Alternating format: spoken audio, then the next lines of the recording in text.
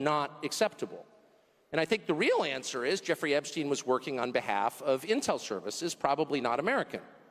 And we have every right to ask, on whose behalf was he working? How does a guy go from being a math teacher at the Dalton School in the late 70s with no college degree to having multiple airplanes, a private island, and the largest residential house in Manhattan? Where did all the money come from? And no one has ever gotten to the bottom of that because no one has ever tried. And moreover, it's extremely obvious to anyone who watches that this guy had direct connections to a foreign government. Now, no one's allowed to say that that foreign government is Israel because we have been somehow cowed into thinking that that's naughty.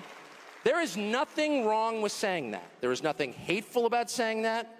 There's nothing anti-Semitic about saying that. There's nothing even anti-Israel about saying that. I've spent my entire life pretty much in Washington, where I knew and loved a number of people, including one very close person, who worked at CIA. That has never prohibited me from saying, I think the CIA has done some horrible things, murdered a bunch of people, participated in the murder of a sitting U.S. president. It's got a whole trail of crimes. That doesn't make me a disloyal American. It doesn't make me anti-American in any sense. I was born here. My family's been here for hundreds of years. I love this country. That's why I live here. So criticizing the behavior of a government agency does not make you a hater. It makes you a free person. It makes you a citizen. You're allowed to do that because you're not a slave. You're a citizen. And you have a right to expect that your government will not act against your interests, and you have a right to demand that foreign governments not be allowed to act against your interest. That's not creepy. It shouldn't be forbidden. And yet all of us have trained ourselves to believe that you can't say that somehow, that that's like too naughty and forbidden. And the effect of making that off limits has been to create a lot of resentment, and I'll say it, hate online, where people feel like they can't just say, like, what the hell is this? You have the former Israeli prime minister living in your house. You have had all this contact with the foreign government.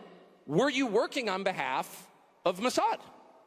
Were you running a blackmail operation on behalf of a foreign government? By the way, every single person in Washington, D.C. thinks that. I've never met anyone who doesn't think that. I don't know any of them that hate Israel, but no one feels they can say that. Why? And I think the longer that we play along with it, the more subterranean and creepy and hateful the conversation actually becomes. So I think it's better just to say it right out loud. Did this happen? And of course, that question has been asked to the government of Israel, and their answer is, we're not going to tell you. And I think our answer should be, no. As long as we're sending you money, if you were committing crimes on our soil, we have an absolute right to know, did you do this or not? And yet everybody has been so brainwashed into thinking that's somehow an expression of hate or bigotry, when it's not.